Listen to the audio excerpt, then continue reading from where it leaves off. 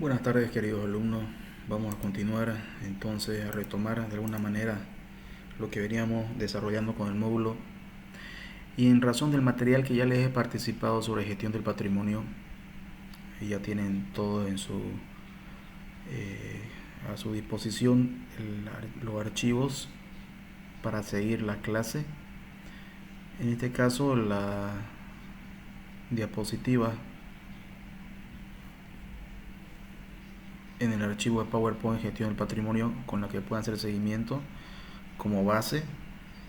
Vamos a recurrir al otro documento, todos los eh, he participado ustedes, y le voy a juntar hoy día también algún material adicional que tiene que ver con gestión del patrimonio cultural, y es que lo vamos a encarar de la siguiente manera.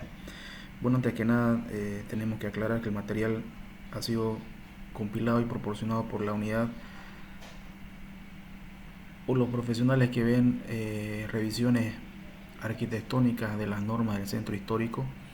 Como ustedes conocen, en la realidad nacional y más propiamente local, la ciudad de Santa Cruz de la Sierra tiene un reglamento de centro histórico que tiene por objeto velar, precautelar, preservar y proteger las edificaciones arquitectónicas que tienen o revisten un valor patrimonial.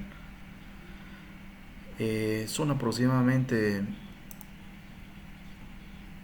200 y tantos inmuebles los que tienen una catalogación con un valor patrimonial en el área central de La Mancha o del área urbana de Santa Cruz. Y esto, una primera aclaración al respecto, es que nos estamos acostumbrados a referirnos a esta área, Casco Viejo. Bueno, esto indistinto de las ciudades en las que estemos, las conocemos como el área central o el Casco Viejo comúnmente dichas, digamos, ¿no? Aquí en Santa Cruz se estila o se ha acostumbrado a decir el centro histórico, pero vamos a diferenciar un poquito al respecto de los términos más correctos para llegar a entender y no confundirse. En el caso de Santa Cruz, para que se entienda el desarrollo de las siguientes explicaciones, ya la hemos visto, ustedes ya han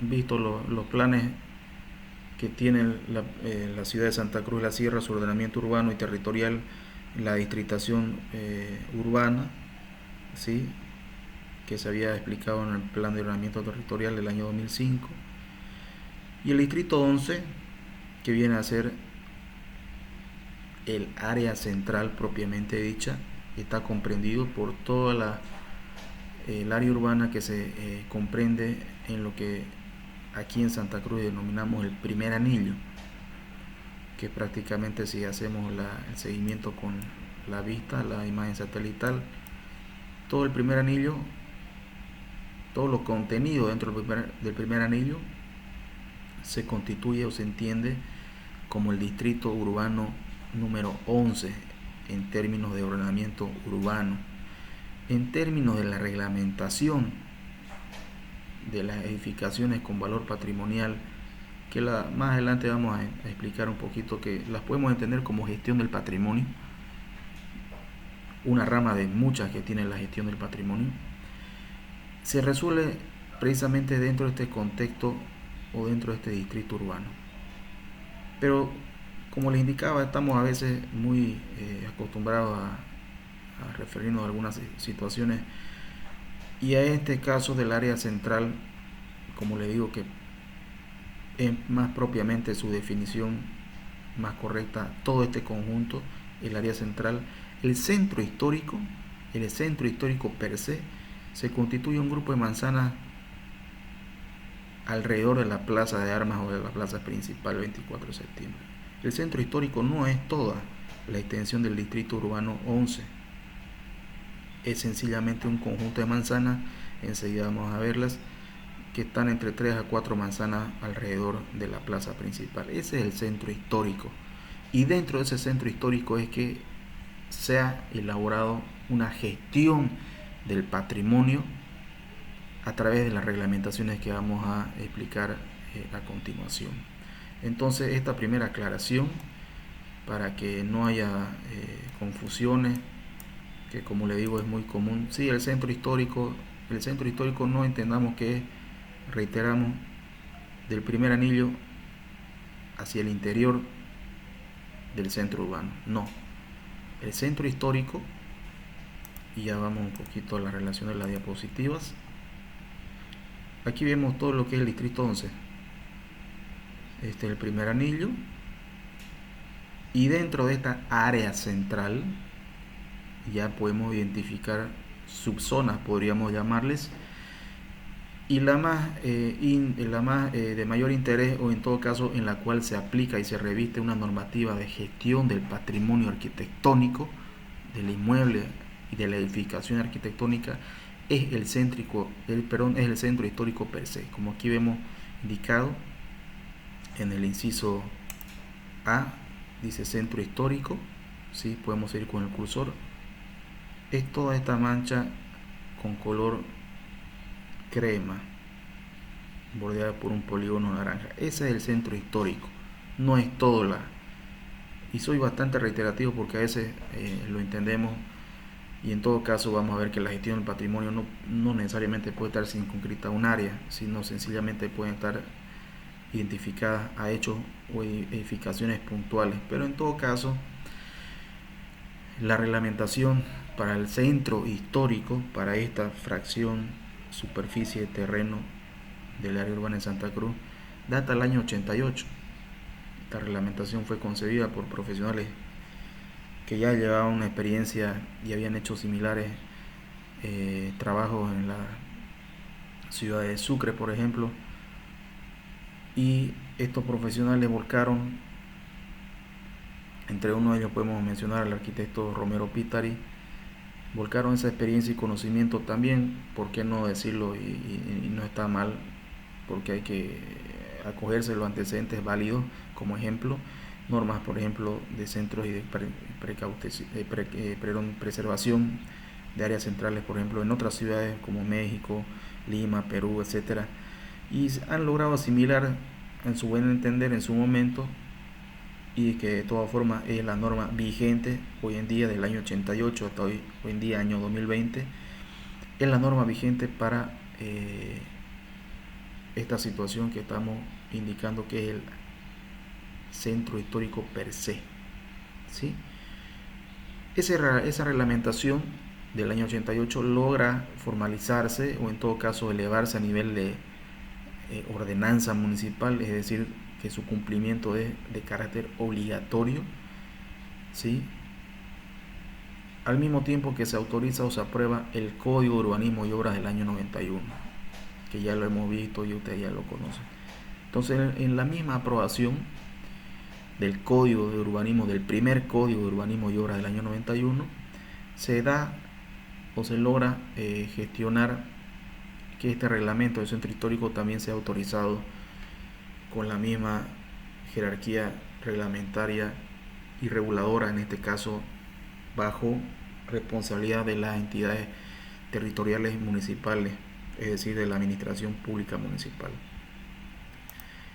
Dentro de los archivos que le he compartido está el documento en PDF que se llama Reglamento del Centro Histórico.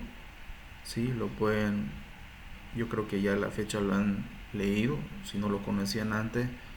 No vamos a hacer una revisión textual, vamos a ir por los marcos generales, porque de eso trata el tema de la gestión. Esta es una forma de gestión, por supuesto. Entonces, retrotrayendo un poco a la explicación del tratamiento que tiene la ciudad de Santa Cruz, particularmente hablando en materia de su centro histórico, quisiera que veamos un poquito, y aquí aprovechan este documento también que se le ha facilitado en PDF. Es una guía elaborada el año 2006, ¿sí? Por el Ministerio de Cultura y Turismo en su momento. Es una guía que se refiere al sistema de gestión del patrimonio cultural. Es interesante porque habíamos comentado unas primeras apreciaciones sobre el material que le he proporcionado, que existen diferentes índoles o motivos para gestión de un patrimonio, que bien puede ser cultural, puede ser mueble, inmueble, vamos a ver más adelante, puede ser medioambientales, de preservación histórica. Y esta guía precisamente se propone, hacer este alcance en el cual podemos entender el patrimonio bajo todos estos contextos y situaciones. El cultural referible al tangible, donde pueden estar los muebles y los inmuebles, que es lo que vamos a desarrollar con un poco más de detalle, en virtud de que existe la reglamentación para tal caso de las edificaciones en el centro histórico de la ciudad de Santa Cruz. Pero también vemos, por ejemplo, los patrimonios culturales tangibles de carácter mueble, pinturas, esculturas, maquinaria, etcétera. Los intangibles en el carácter cultural, como celebraciones, rituales, forma de expresión, etcétera, etcétera. Existe también, podemos ver aquí, patrimonio cultural natural, que está referido en todo caso al medioambiental. Otros lo entenderían así. Y en esta categorización podemos encontrar, por ejemplo, los vestigios arqueológicos, fósiles, paisajes culturales producidos en un determinado tiempo y espacio, dice. Es decir, son situaciones más de carácter natural donde no ha existido intervención reciente, en todo caso, o no es vista desde el punto de vista de la edificación. Y esta categorización del patrimonio cultural, propiamente ya el natural, como podemos ver, se refiere a zonas naturales estrictamente delimitadas como parques nacionales, monumentos naturales constituidos por formaciones físicas, biológicas. Entonces, podemos entender que la gestión del patrimonio cultural bajo todos estos cánones o categorizaciones es una guía valedera a razón de una reglamentación. Bien es el caso parecido al Código de Urbanismo del año 91, como ya hemos visto, ya teníamos un código del año 91 y luego viene, acuérdense del material anterior, una guía de ordenamiento urbano de años recientes. Entonces, de alguna manera se han venido desarrollando como intervenciones pioneras en el caso de Santa Cruz de la Sierra, este tipo de reglamentaciones. Nosotros, reitero lo que estaba explicando hace un momento, ya teníamos una reglamentación desde el año 1988, con respecto a la edificación patrimonial, que catalogó este conjunto de edificaciones que, como les decía, están por las 200 y tantos inmuebles, y que luego fueron reglamentadas a nivel de ordenanza municipal el año 91 con el Código de Urbanismo y Obra del año 91. El año 1991, esta guía metodológica de gestión del patrimonio del año 2016. Pero por supuesto que vale la pena comprender, actualizar algunos conceptos y criterios con respecto a la gestión. De todas maneras, este documento, a lo que también vale la pena rescatar y que nos va a ayudar a comprender un poquito el ámbito de aplicación de este código de urbanismo que tenemos nosotros. El marco legal, por ejemplo, el marco situacional de carácter jurídico está enmarcado en la ley marco de autonomía, la ley 482, que también le había explicado, que es la ley vigente que establece como competencias del nivel municipal la gestión del territorio. Y entre estas competencias que son atribuidas a los gobiernos municipales, por ejemplo, están precisamente elaborar y desarrollar, dicen, normativas municipales para la declaración, protección, conservación y promoción del patrimonio cultural, histórico, documental, artístico, monumental, documental, arquitectónico, y aquí es donde entra nuestra reglamentación del año 88, paleontológico, científico, tangible e intangible a su cargo. Es una primera apreciación, quiere decir que no estábamos tan en desacierto. En todo caso, se han venido acomodando estos criterios de carácter nacional a lo que ya tenemos a nivel local en pleno funcionamiento y vigencia. Solo como una nota de pie de página, podemos decirlo, y lo vamos a ver un poquito más adelante, de este reglamento del centro histórico, precisamente hoy en día y antes de que se entre en esta labor de emergencia de la pandemia, ya se estaban llevando a cabo unas labores y tareas de actualizar el reglamento del centro histórico.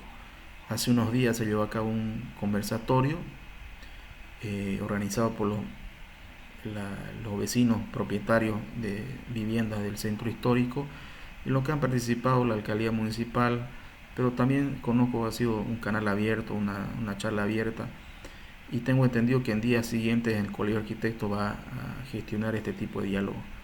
Como les decía, hace unos días, unas semanas antes de entrar en esta emergencia, hubieron unos conversatorios en el Colegio de Arquitectos locales de Santa Cruz, donde se estaban discutiendo precisamente los cánones y los aspectos que se tenían que o que se estaban proponiendo de actualizar o ajustar del reglamento del centro histórico vigente. Esto en razón o a razón de que ha habido mucha, diré una palabra, tal vez no es la más adecuada, pero mucha polémica respecto de que precisamente esta área de la ciudad o el centro histórico se han convertido un tiempo esta parte en una zona, no muy diré marginal, pero sí con altos niveles de inseguridad ciudadana, sobre todo los fines de semana y también los días corrientes de lunes a viernes, en los horarios donde no hay tránsito de gente, no hay actividades, es decir, la vocación residencial ha mudado de este sector de la ciudad y los edificios o las edificaciones que han sido catalogadas como preservaciones patrimoniales han tenido en este último periodo de los 20 años últimos un deterioro bastante considerable, y los vecinos o la parte propietaria siempre se ha quejado de los incentivos, de la falta de incentivos públicos municipales para que no suceda aquello, porque en muchos casos son gastos onerosos y de alguna manera están pues orientados o están prohibidas las innovaciones. Vamos a ver más adelante por el reglamento que tenemos del código vigente.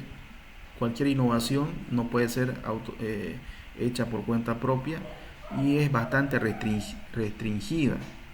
Es decir, prácticamente no se puede construir nada más que preservar el deterioro ya existente de estas edificaciones.